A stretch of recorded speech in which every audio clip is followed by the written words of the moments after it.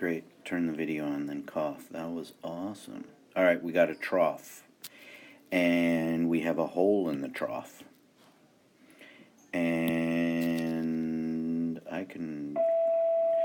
Hey, can you tell I'm doing these at school? Let's call this point 1 and call this point 2. I am going to pull out the old P1 plus 1/2 density, velocity squared at point 1 plus density, gravity height at point 1 equals P2 plus 1/2 density v squared at point 2 plus density gravity height at point 2. Alright, so the pressure at point 1 and the pressure at point 2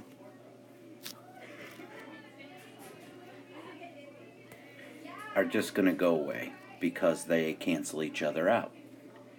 The velocity at point 1, so I'm over here now, there it seems like you would need to know how much it falls, but it's how much it flows. So that's kind of weird. There is no velocity at point 1, but there's definitely a velocity at point 2. I think that's what we're trying to solve for, correct?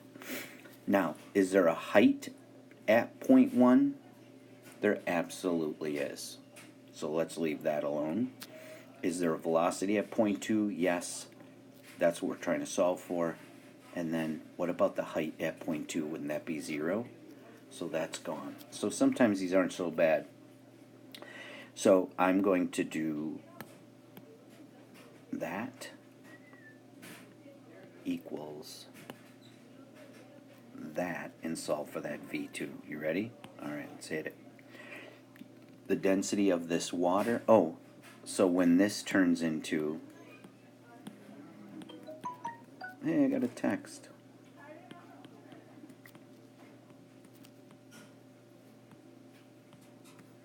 What happens when you have the same thing on both sides? Bye.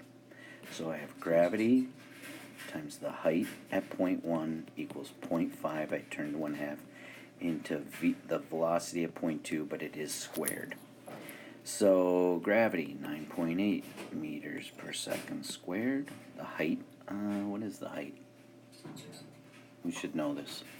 It's 45 centimeters, which is 4.45 meters.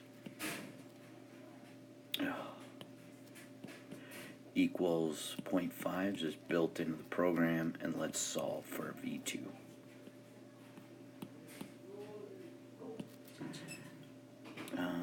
This should equal, and then I got a square root, yes? So V, after you put that in your calculator and square root your answer, is 2.7. No, it's not. It's 2.97. Alright, not too bad, right? Thanks for listening. See you next time. Bye-bye.